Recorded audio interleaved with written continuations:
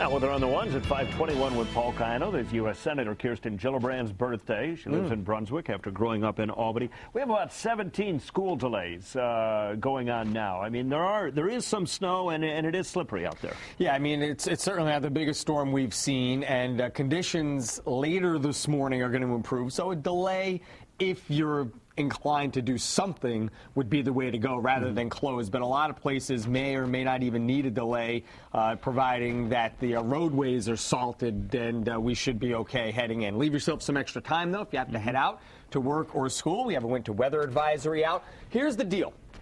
We had a round of snow showers come through overnight. It's been light and spotty, but enough to dust up the ground. You see it here on the National Grid First Warning Cam, Saratoga Springs. So about a half hour ago, Broadway was snow covered, but now you get a round of salt on there, and things are looking a lot better and just wet.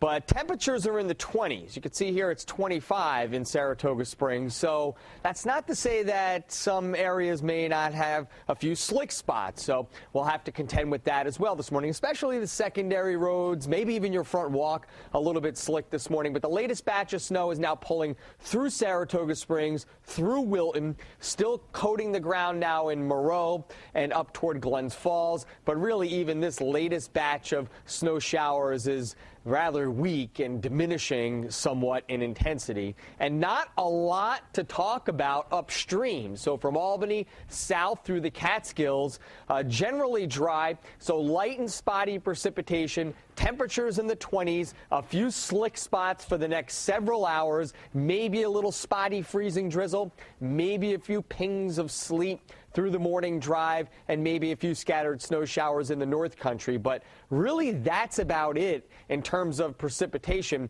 and temperatures will climb past freezing, which is good news. Here's the reason why we're getting missed by the latest activity. We have one disturbance passing off to the south and another one here over the Great Lakes. These two were initially, last week, forecast to combine a bigger storm and push a lot of precipitation through here. Instead, they're remaining apart from one another, so kind of like a piece of taffy, it's getting stretched out, and we're in the middle where it's the thinnest, so we have the least amount of precipitation over us. Nonetheless, some slippery travel this morning, not a lot of snow accumulation, not an ice storm for us, but a few slick spots likely first thing.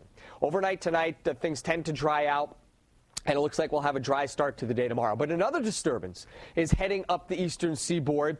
This one looks like it's going to shear off to the south also, but the latest computer guidance has it coming a little bit closer than it looked like over the weekend. So let's keep our eyes on this for the chance for some light snow tomorrow, especially from Albany and points south. Cooler air to follow for the rest of the week. 38 today, morning snow shower, some spotty freezing drizzle or rain, and then just a rain shower or two this afternoon at 38. 27 tonight, mostly cloudy and seasonably cold. Tomorrow, we'll watch for that next round of light snow south of Albany.